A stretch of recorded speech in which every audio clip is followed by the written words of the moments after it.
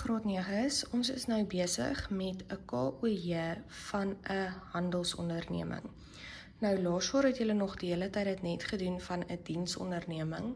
So dit was as iemand 'n diens gelewer het, so dan jy geld ontvang van lopende inkomste en as jy nou die diens gelewer het. Maar nou doen jy 'n handelsonderneming, so nou verkoop jy produkte. So die KOJ is nog steeds baie dieselfde, behalwe soos jy het nog steeds ontlering van ontvangste en jy het nog steeds vir bank. Maar nou in plaas van lopende inkomste het jy verkope, so dit is as jy 'n produk verkoop het, en as hy in verkope kom, moet hy ook in koste van verkope kom. Nou, as jy koste van verkope, moet jy ook baie keer vir hulle die formule uitwerk. Koste van verkope is basies hoeveel dit vir jou gekos om daardie produkte wat jy verkoop het aan te koop. Want dit kom neer, ons moet mos wins bereken. So, dis hoekom is koste van verkope daar en dan diverse. So, dit is nog steeds al jou ander inkomstes kom daar binne-in. Right. So. Nou sê julle hierso voltooi die kontantontvangstjoernaal van Marna se Markie vir November 2025. Die besigheid verkoop sy voorraad teen 'n winsgrens of 'n winsopslag van 25% op die kosprys. Sluit die joernale af, so dit beteken jy moet jou totale bymekaar tel. OK, so, kontant verkope volgens die kasregister ontvang 3200. So, dit is die produkte wat jy verkoop het. So, ons gaan altyd begin met kontant ontvangste joernaal van besigheid se naam, so dit is Marna se Markie vir November 2025. OK, so onthou November is die 11de maand, so dis hoekom sal ons sê KOJ 11. OK. So, onthou, net soos wat dit met lopende inkomste as jy diens gelewer het, is dit KRR. Hierso sê hulle in elk geval vir jou brondokument is die kasregister. So, jou dokument bly KRR die dag dit het gebeur op die 1ste en jou besonderhede is verkope. Want jy het geld ontvang uit verkope.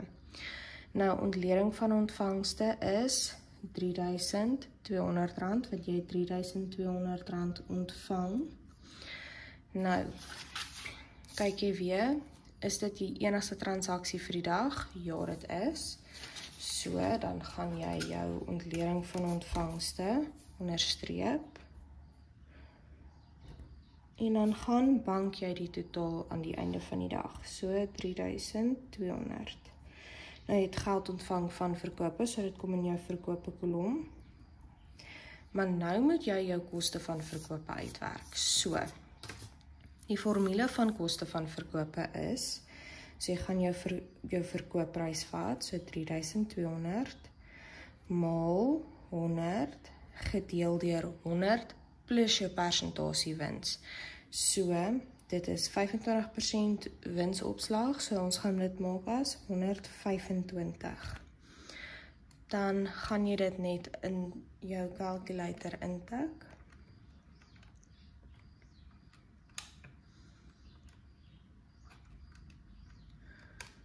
En dan kry jy dit as 2560. Nou onthou, jou kosprys van verkope moet altyd minder wees as jou verkoopprys. As hy meer is, dan weet jy het jou stap verkeerd gedoen. So, hierso by koste van verkope is dit 2560. OK, dan is ons tweede transaksie. Kontantverkope volgens die kasregister ontvang is 1450. So weer eens, dit is verkope. En hulle praat van die kasregister, so jy gaan by jou dokument sê, KRR. Dag is nou die 3de. Dis weer vir verkope, so ons gaan sê weer verkope. Dan gaan jy by ontlering van ontvangste sê 1450.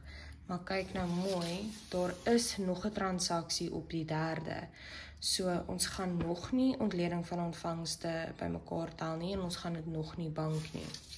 So nou gaan jy na verkope toe want jy het geld ontvang uit verkope 1450.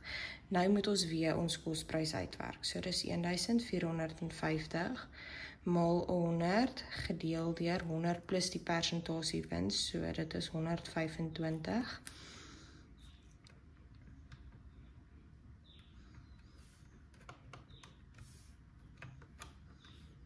Dit is baie belangrik dat jy hierdie formule onthou. Dan gee dit vir jou 1160. So, dan gaan jy dit by koste van verkoop beskryf 1160. Okay.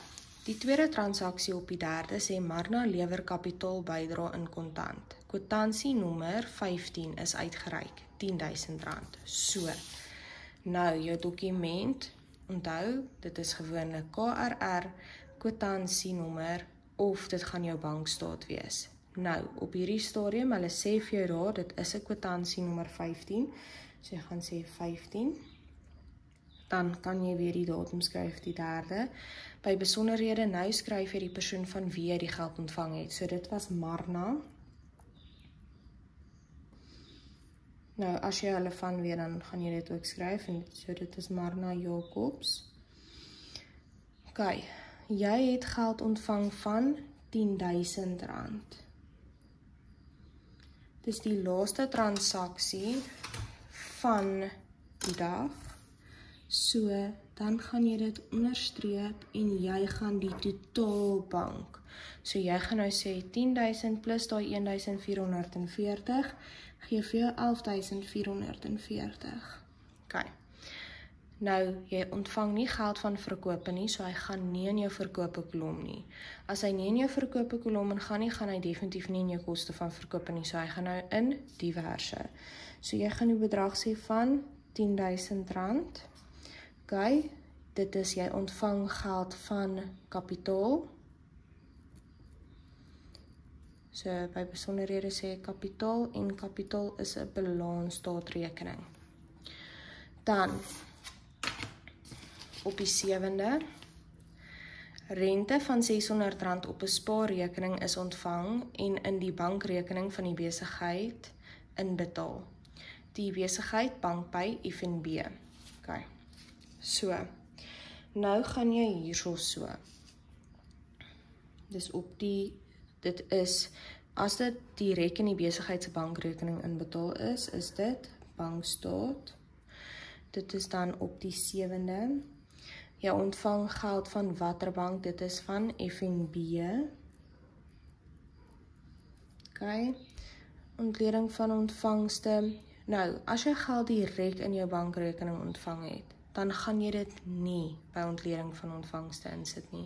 Dan sit jy dit dadelik in bank in, want dit word direk in die bank se rekening geplaas. So, dit gaan met ander woorde hierso wees, R600, en dan gaan jy dit daartoe, dit is nie uitverkoop uit nie, so jy gaan by diverse R600, en dit is met ander woorde, dit is rente van 'n spaarrekening, so dit is rente-inkomste.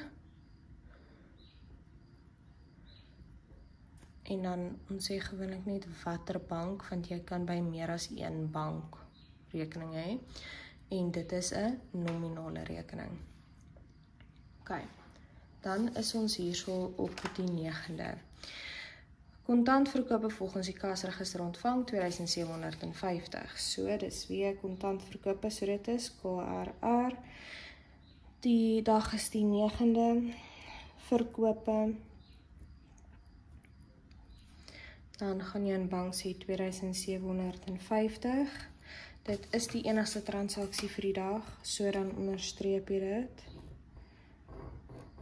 En dan gaan bank jy dit. En dit is uit verkoop uit, so dis R2.750 by verkope, dan moet jy net weer jou kosprys uitwerk, R2.750 maal 100 gedeel deur 125.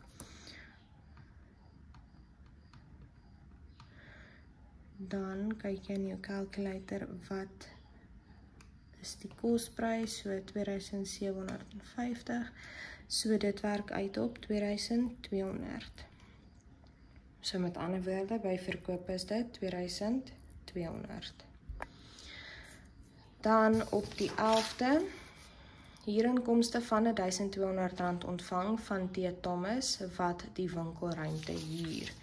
So, nou dit is weer, dit gaan dan, as dit 'n ander inkomste is, uitverkope, dan is dit gewoonlik jou kwitansie, tensy dit uit die bankstaat is.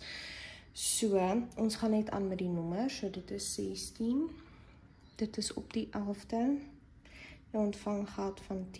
Thomas,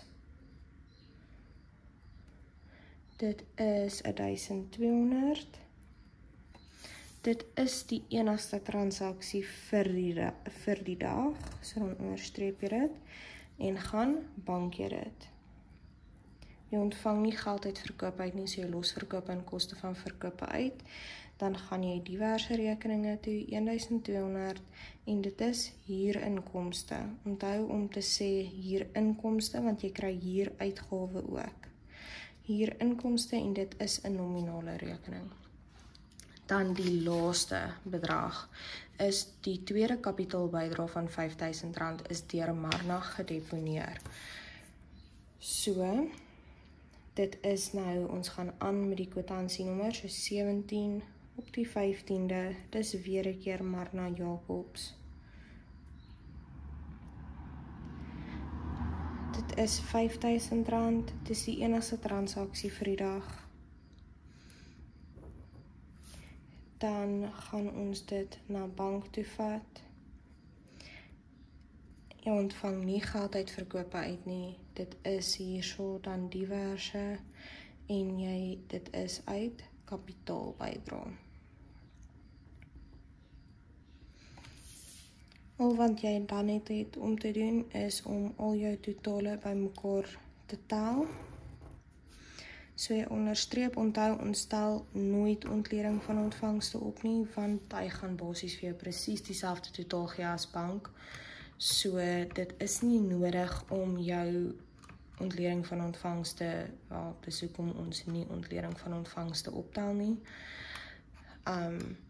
Al die ander kolomme moet bymekaar getel word, en as jy alles bymekaar tel, behalwe nou vir koste van verkope, moet dit weer vir jou die bedrag van bank gee. So as jy na die tyd jou verkope en jou diverse bymekaar tel, moet dit vir jou koste van verkope, jou bank gee. Koste van verkope, as jy jou totaal vat van jou verkoop en jy werk weer die 100 oor 125, moet dit jou koste van verkope bedrag gee. Jy kan dit nie doen as jy jouself wil double check, maar dit is gewoonlik nie nodig nie. In 'n geval in toetse tel julle nie die totale bymekaar nie. So, ja, maar dit is net as jy jouself wil double check en jy het tyd in jou vraestel oor, dan kan jy altyd, of as jy huiswerk doen, kan jy altyd net so double check. So hy is 5920 en dan sal jy jou diverse rekeninge bymekaar tel.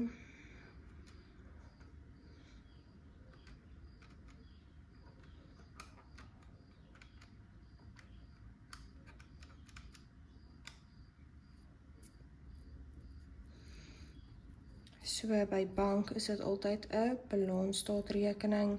Verkope is nominaal, koste van verkope is nominaal en jy los dan net jou diverse. So dit is hoe jy 'n KOJ doen van 'n handelsonderneming.